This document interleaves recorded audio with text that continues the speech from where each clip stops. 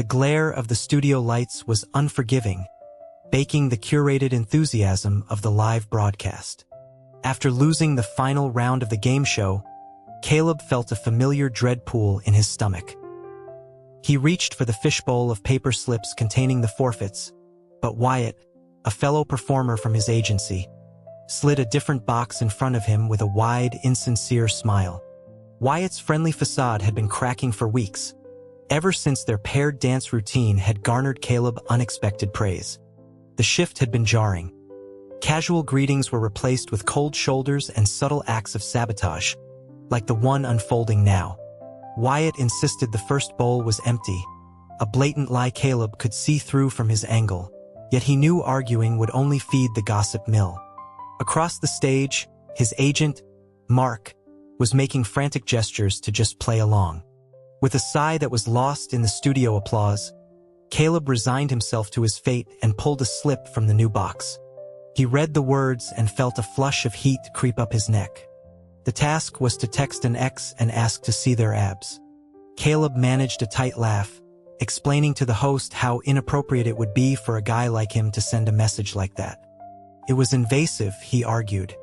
But Sean, a hotshot actor riding the wave of a recent hit movie, wasn't having it. Sean had been sour since arriving on set, visibly disappointed that the rumored A-list guest, Ethan Vance, had dropped out to start filming a new project.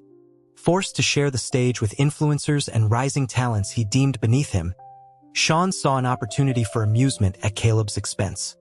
He remarked smoothly that rules were rules, and surely Caleb wasn't planning on being a sore loser. The implication hung in the air, thick and unpleasant. Don't be a diva. The live chat feed visible on the monitors erupted, a chaotic scroll of accusations and debates. Mark's expression in the wings had turned grim. Seeing no way out, Caleb pulled out his phone, planning to text a friend who would play along.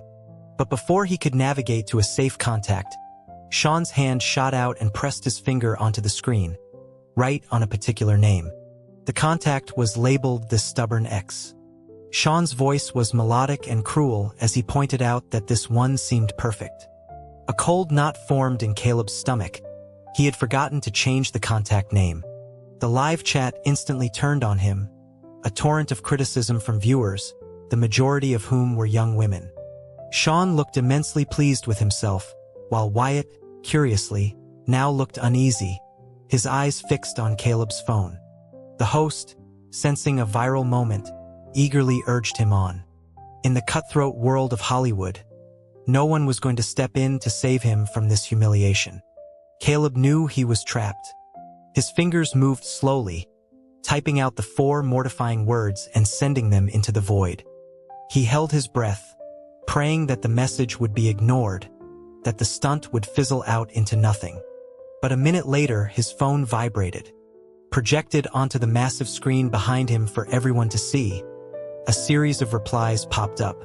The sender's tone was mocking, asking if this was Caleb's pathetic attempt at getting back together, if he really thought he was still that same fool who used to do anything for him. He was told not to flatter himself into thinking he was still being waited for.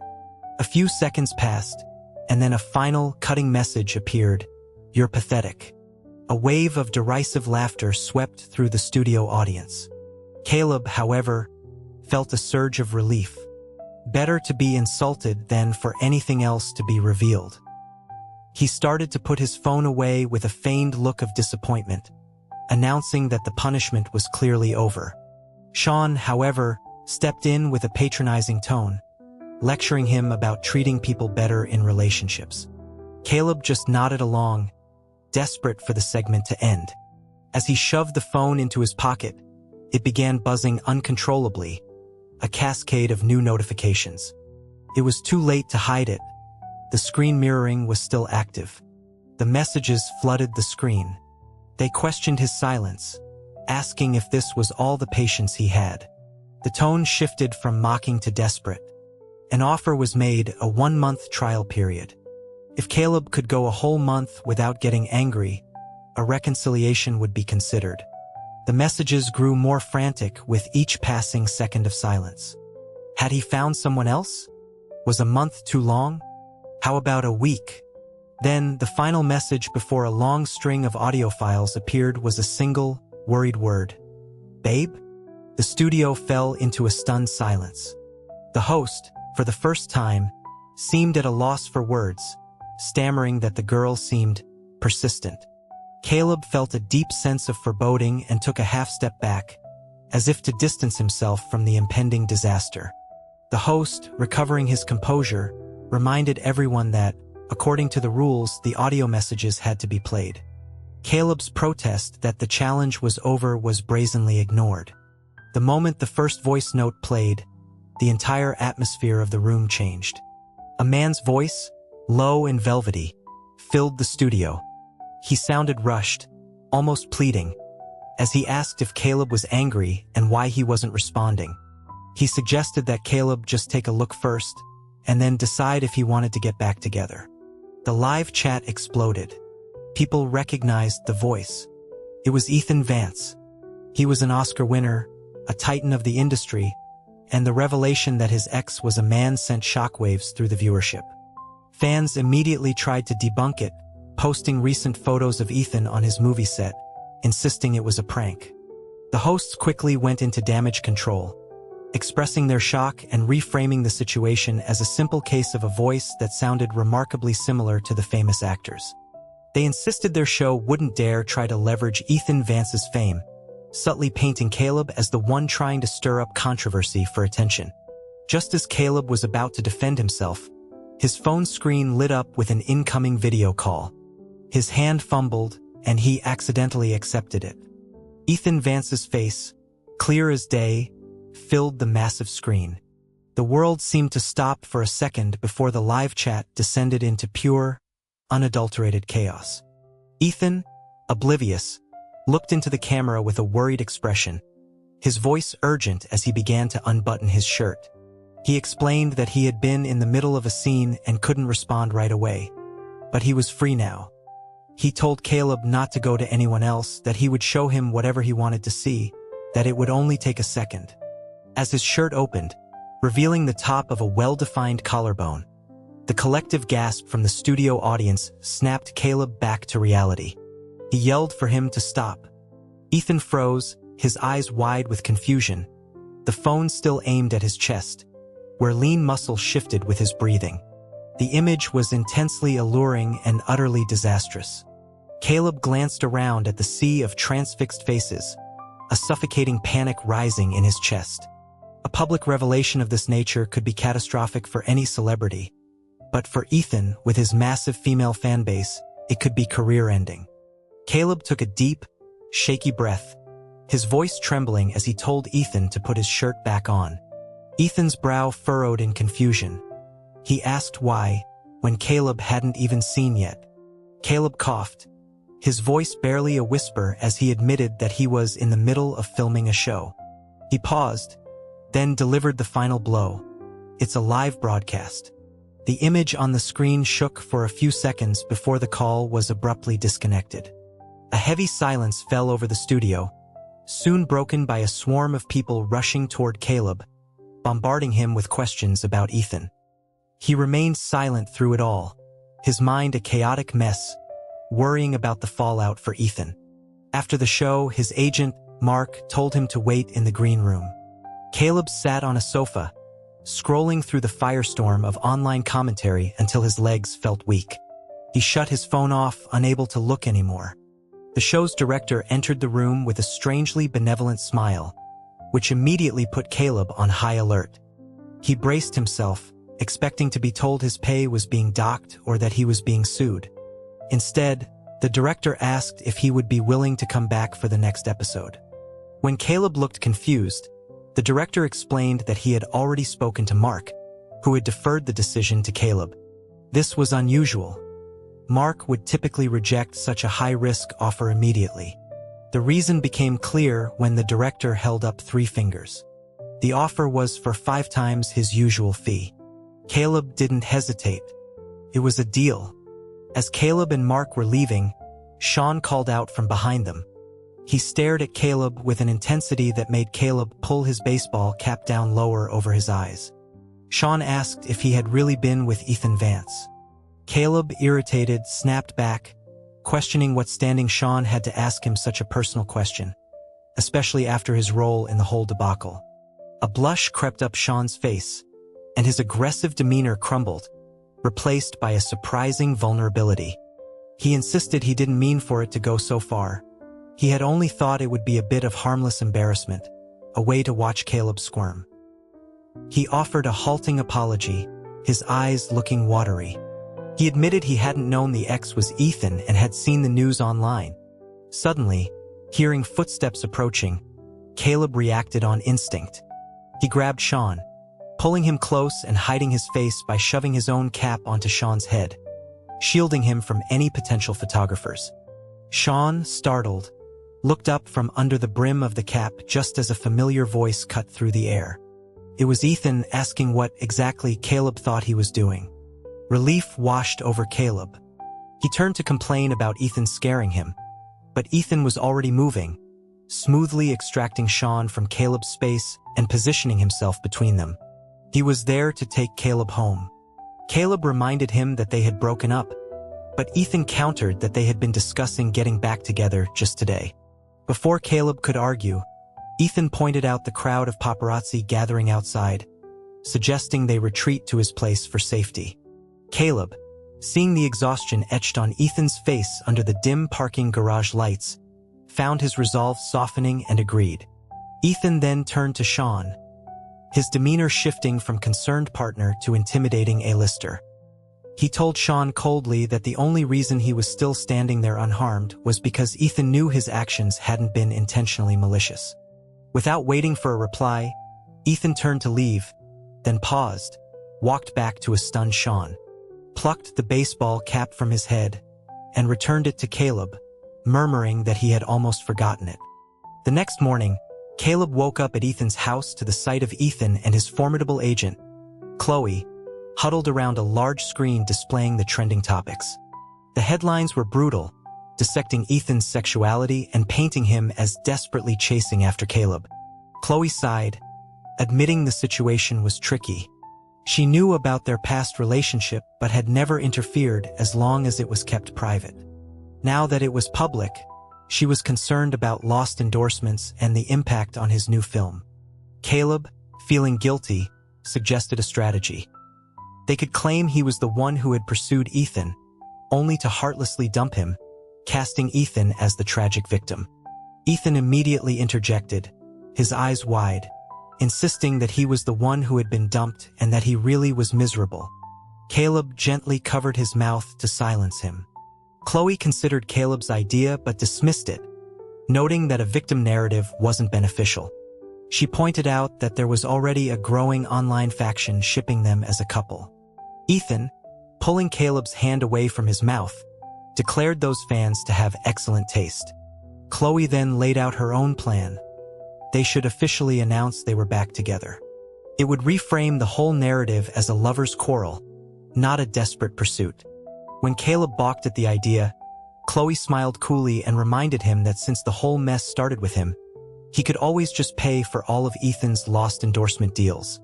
Caleb sat up straight. An official announcement sounded like a wonderful idea. Their reconciliation news was met with a mix of shock and excitement. Online detectives unearthed old clips of Caleb's dance performances, and public opinion began to shift.